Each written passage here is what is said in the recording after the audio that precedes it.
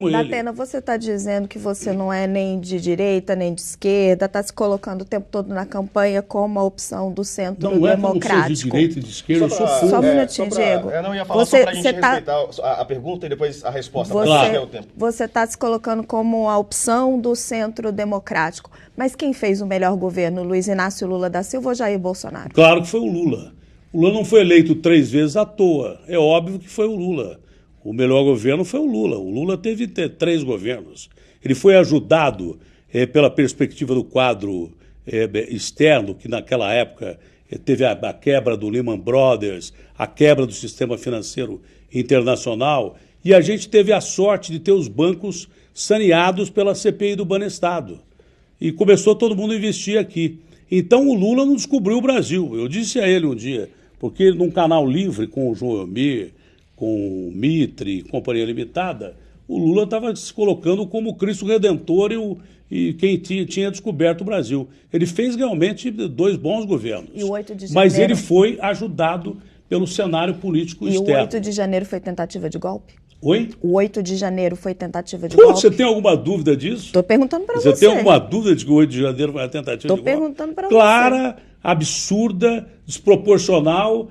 E eu acho que é interessante como é que pode acontecer uma tentativa de golpe como essa e, de repente, o Lula está lá em Araraquara com o Edinho, prefeito de Araraquara, almoçando, nem sabendo o que estava acontecendo. Como é que as forças de segurança do governo não avisaram o presidente Lula de que o golpe iria acontecer? Aquilo foi uma tentativa de golpe explícita, completamente explícita. Isso é inegável. Quem nega essa tentativa de golpe quer negar a história brasileira. Isso é um absurdo quem nega isso.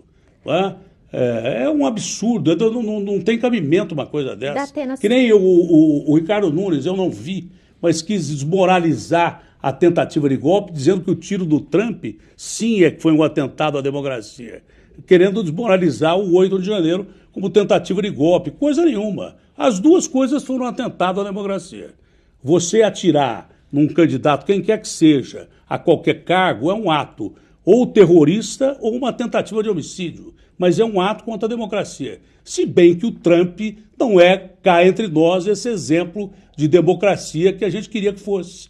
Ele é responsável pela invasão do Capitólio, que foi uma coisa que eu jamais pensei que fosse ver na minha vida.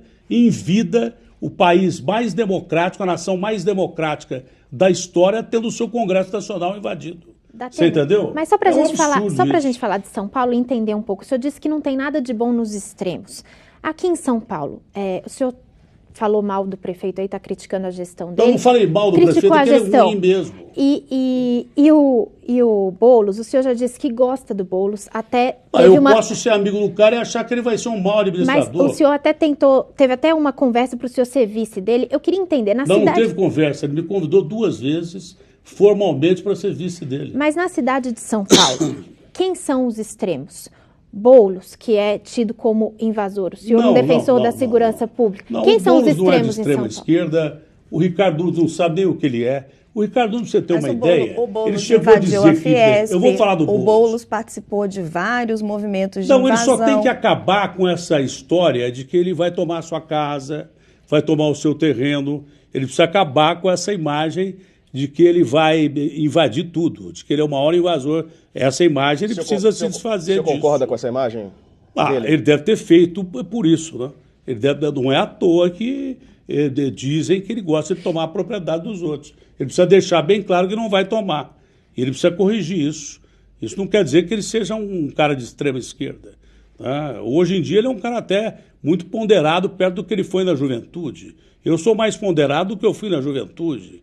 Você disse que eu fiz a campanha do Lula, que eu fui demitido da Globo por causa da campanha do Lula. É verdade, porque aconteceu o seguinte, naquela época era Lula contra Collor, que foi um dos maiores ladrões que esse país já viu, os caras mais corruptos que esse país já viu. Entre o Lula e o Collor, eu podia escolher quem?